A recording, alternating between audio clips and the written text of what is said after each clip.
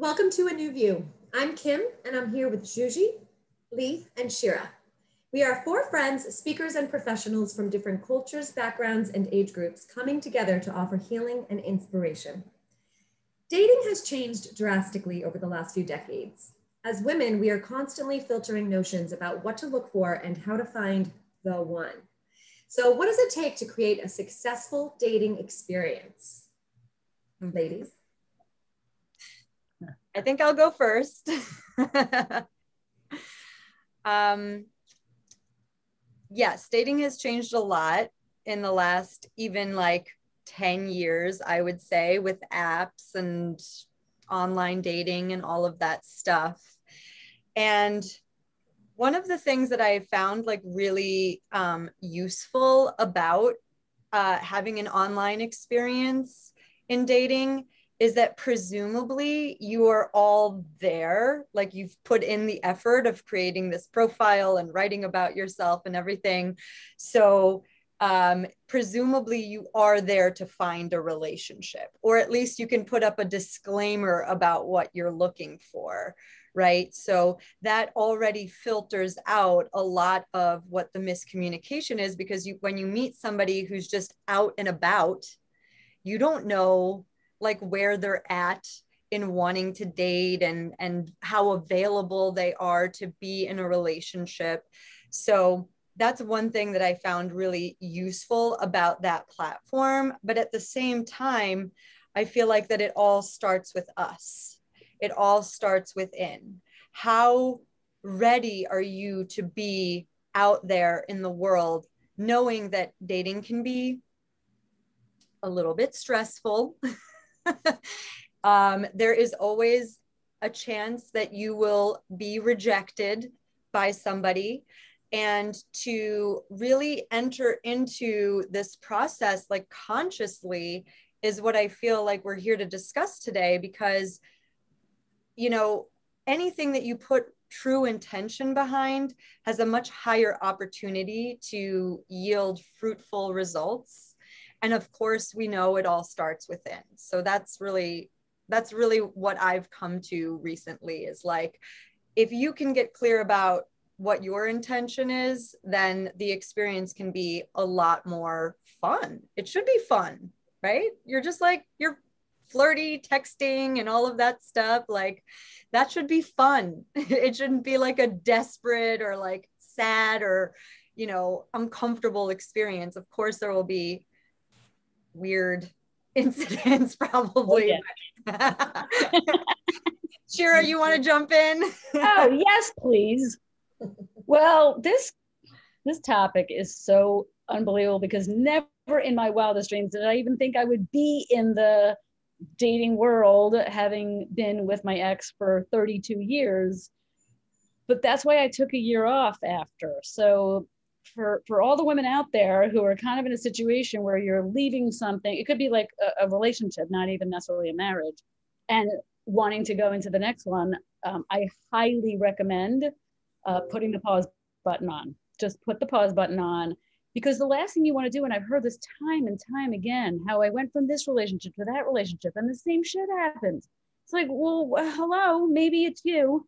Mm. And so when I made a conscious decision to take a year off and to figure out myself, to heal, to nourish myself, to get to know myself, honestly, better, I feel like there's such a difference between chasing and attracting. I think there's a lot of chasing going on out there. And it's so much easier, and I know this is easier said than done, but it starts with one single step, is making yourself attractive. And I'm not talking about getting your hair and nails done. That's not what I'm talking about. I'm talking about taking the time to feel comfortable in your own skin, to know what your preferences are, to know what you care about, to know what your non-negotiables are. Like, as women, this is so important. I mean, as human beings, obviously, as well. But I will tell you that taking that year off, and I intentionally was like, I am taking a year. I am not going to be ready before a year from now. And that's when the fun began. And I literally said to myself, okay, I'm going to make a profile. I'm going to see what happens. And I'm just going to look at this as a big old adventure. Like, yes, am I going to meet crazies? Of course. Like, you hear these stories all the time.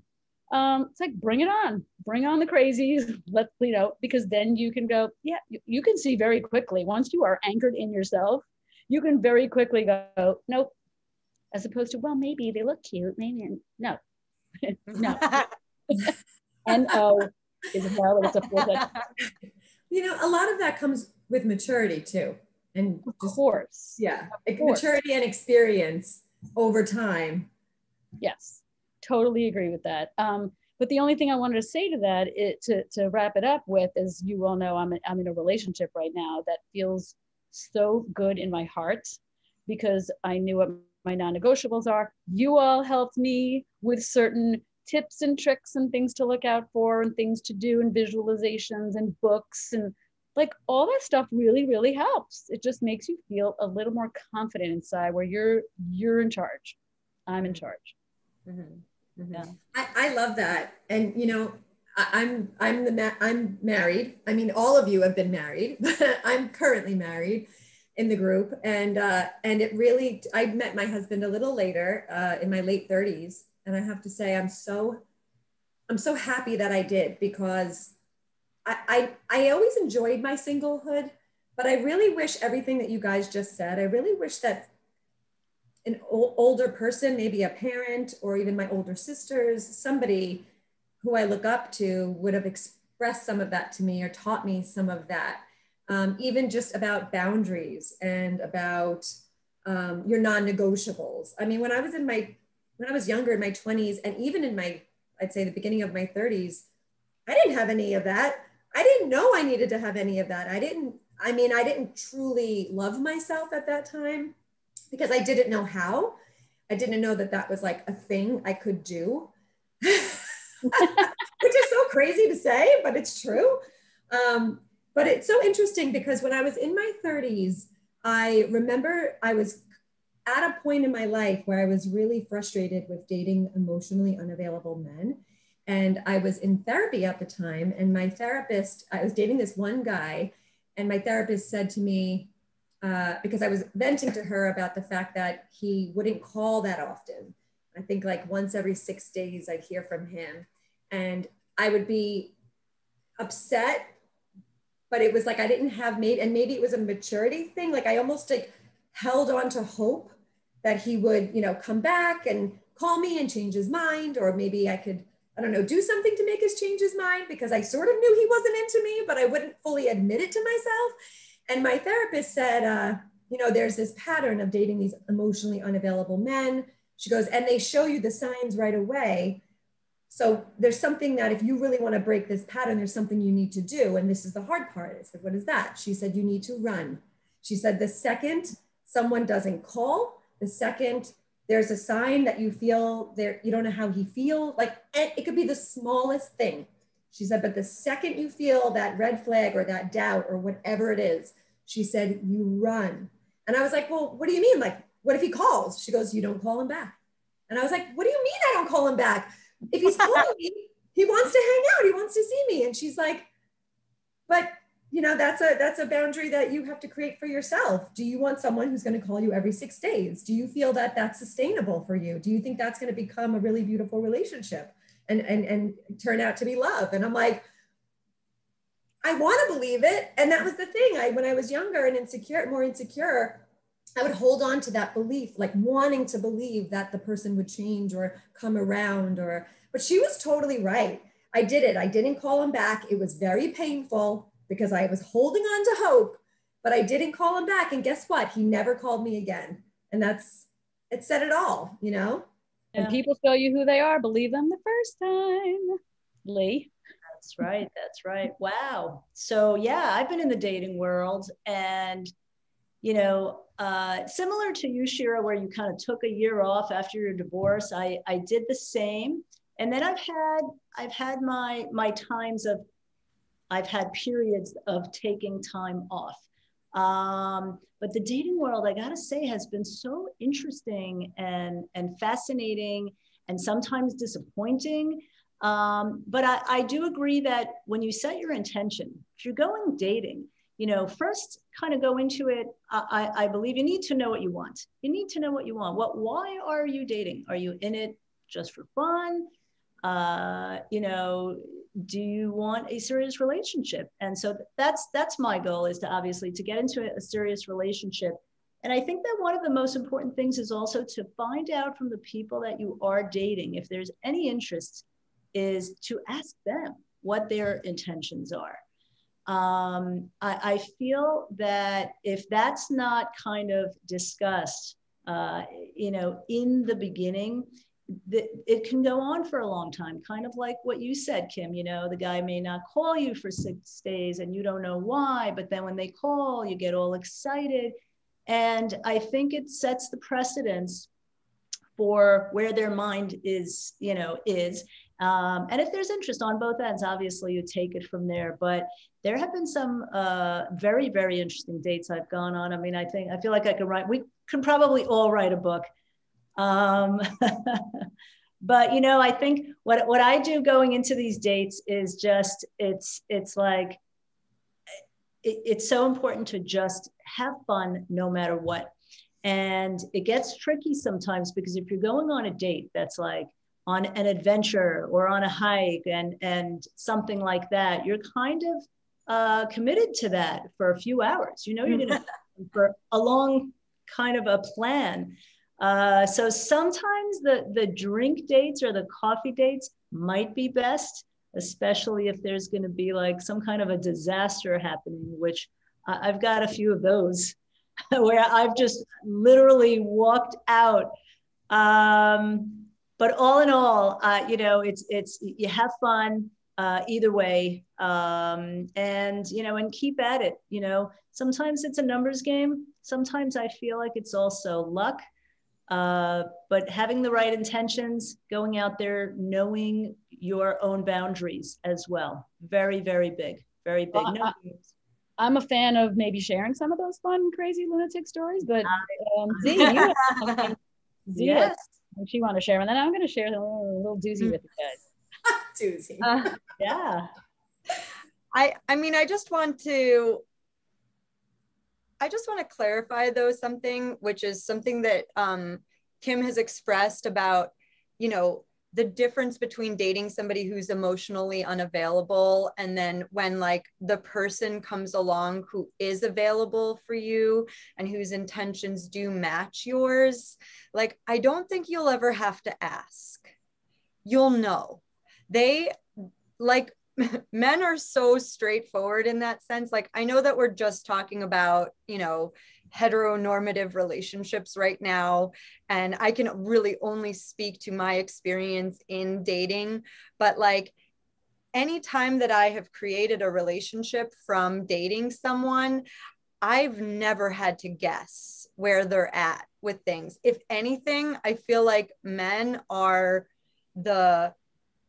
in an alpha situation. Like we've had that we had that talk with Sylvia about like tapping into our feminine side and like allowing men to be in their masculine energy and how that balance really comes together beautifully. But I feel like when men are in a position where they do want to have a relationship with you, they do not hold that information back from you. It's just, if anything, it's like I don't necessarily agree with that. And I'm just speaking from some experience where I've been in situations where I've asked guys, you know, so what is it that you're looking for? You know, and on a couple of occasions they were like, you know, I don't know. And I don't, you know, I just don't buy that answer.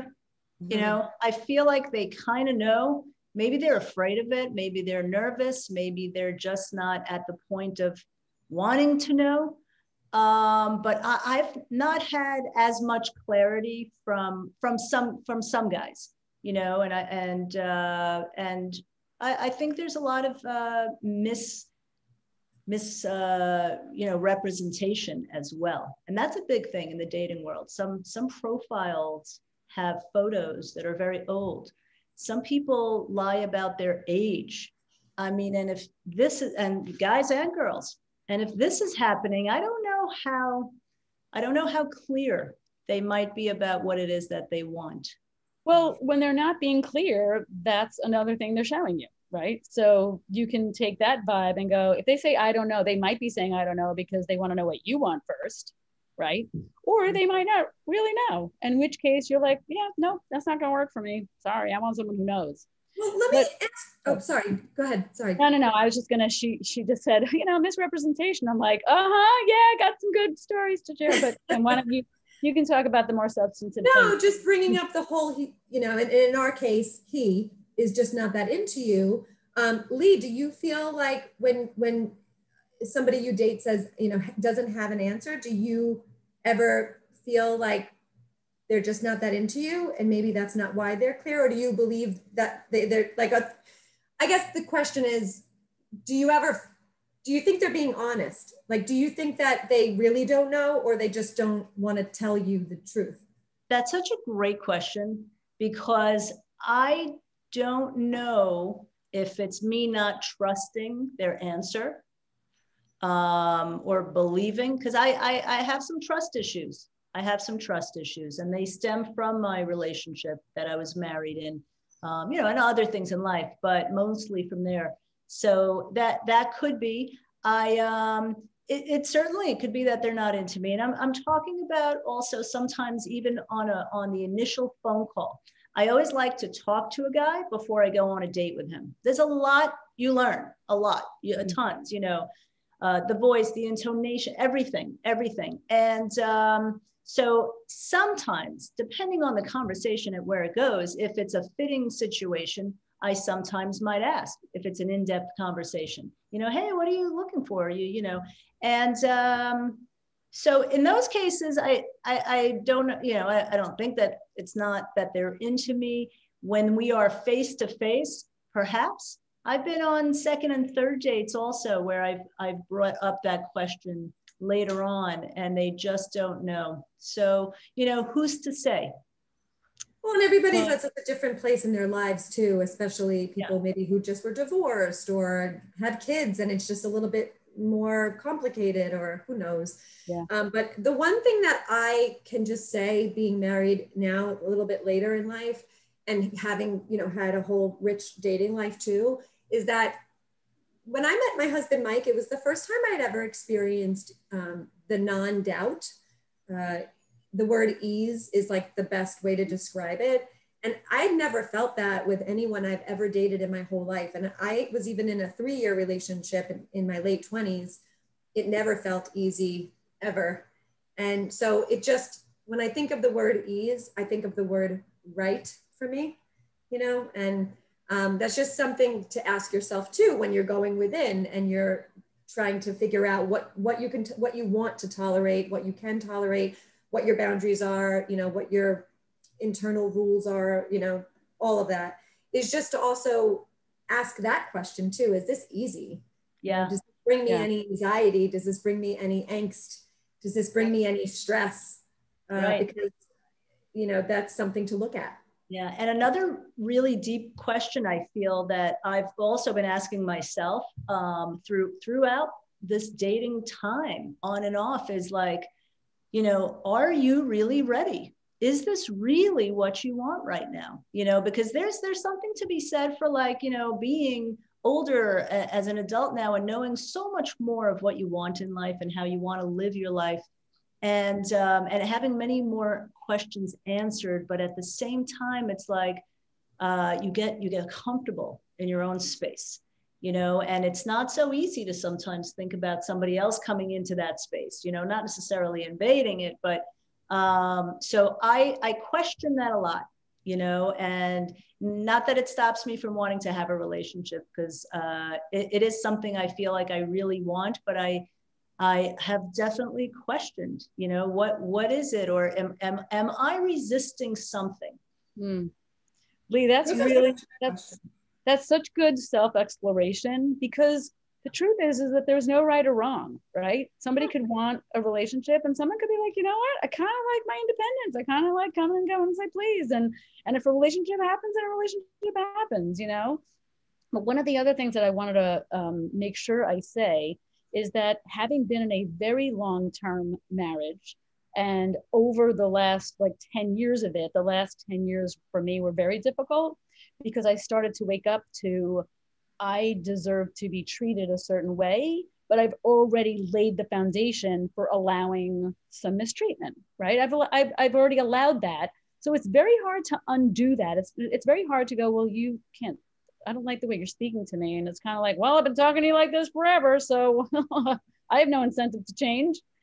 And so when I left and I took that year off, I was very clear with myself. And there's something so wonderful about starting over almost as a new person, where this goes back to the non-negotiables, but there's something so wonderful about just standing in your truth and going, wow, I get a second chance.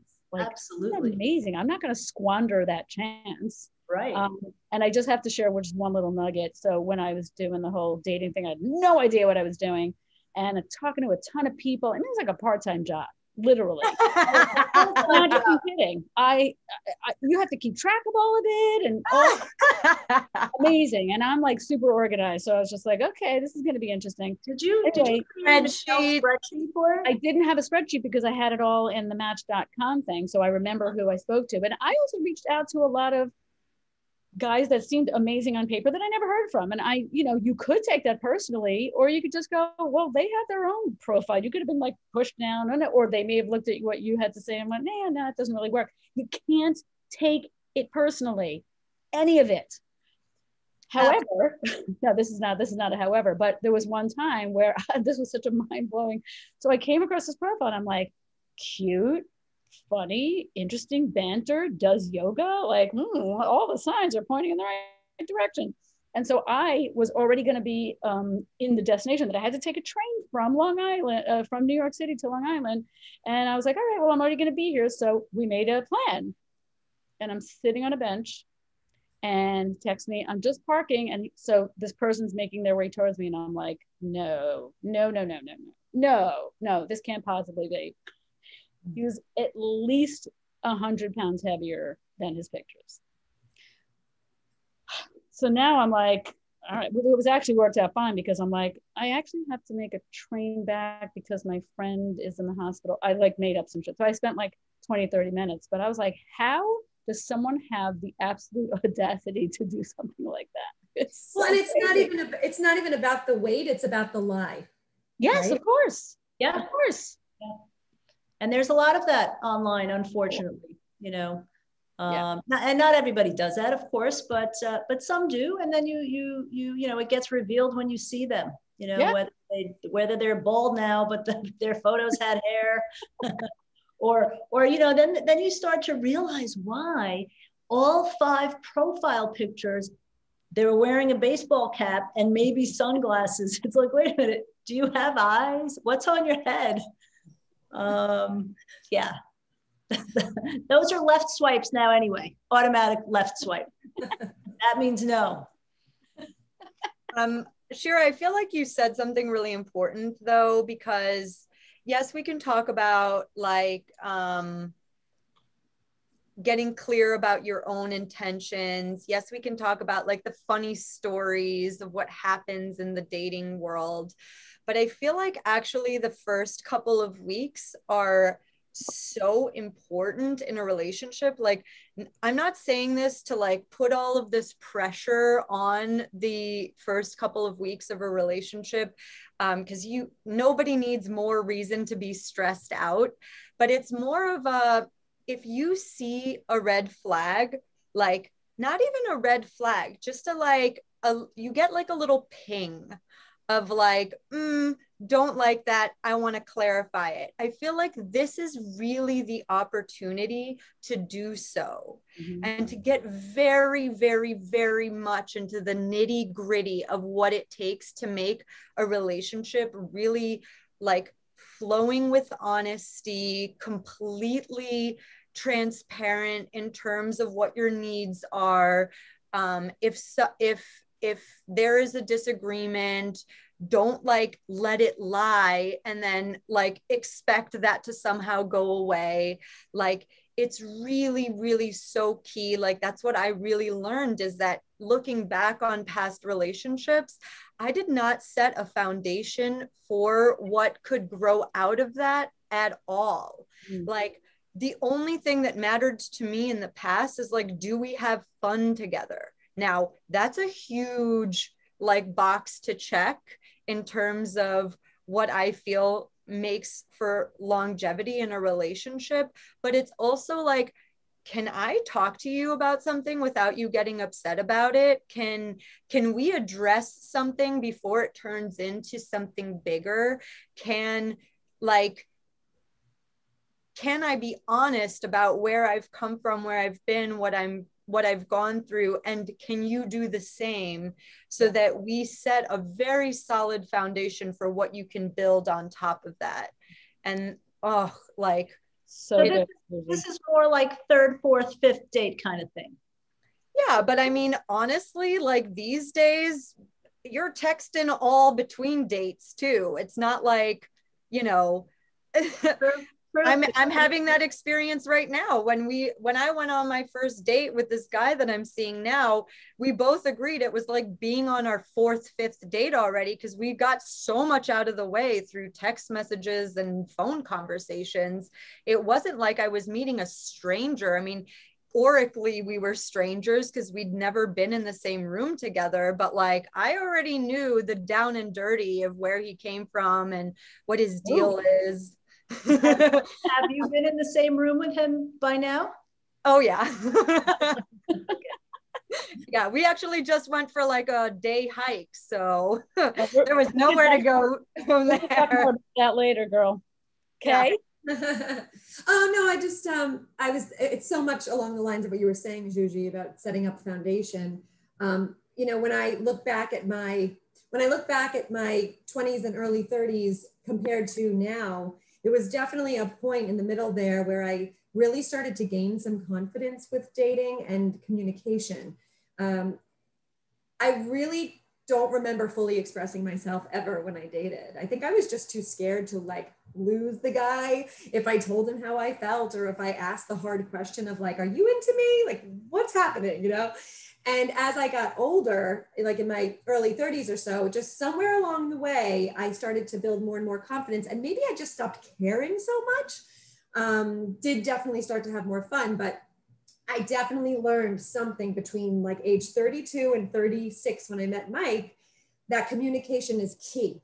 And I think why it really stuck to me as this incredibly important thing that I want in my marriage and like, you know, with my one, you know, for now, is that I want it to be strong. I want to be able to talk about anything, even if it hurts. It's still healthy to be able to talk about it, even if it's painful in some way. So I've like set that foundation with him. And at the very beginning was like, look, if something's bothering me, I'm going to tell you. I'm never going to hold it back because of how scared I am that it's going to make you feel or whatever.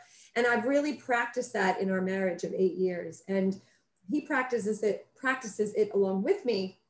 He's not as good at it as I am, but he fully admits that. And he's always trying because, you know, it is work and effort that has to be put into building that foundation and relationship eventually and all of that. But it's like having a child in a sense. It's like, there's always work and effort, but it's like so rewarding, you know? So, Mike, don't take that the wrong way, Mike. She didn't mean you're a child. He won't. We should include some, because I've read amazing things like articles and books and stuff that we can include in the show notes.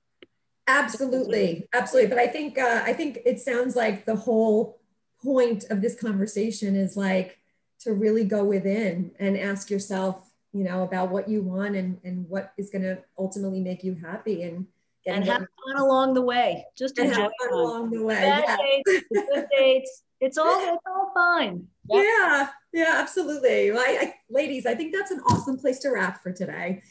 I hope that you guys enjoyed our conversation as much as we did. And if you like our videos, please subscribe to our channel and be sure to let us know if you have any topic requests or questions by just commenting below. So we'll see you soon. Thank you so much for watching. Stay safe, everyone. Bye.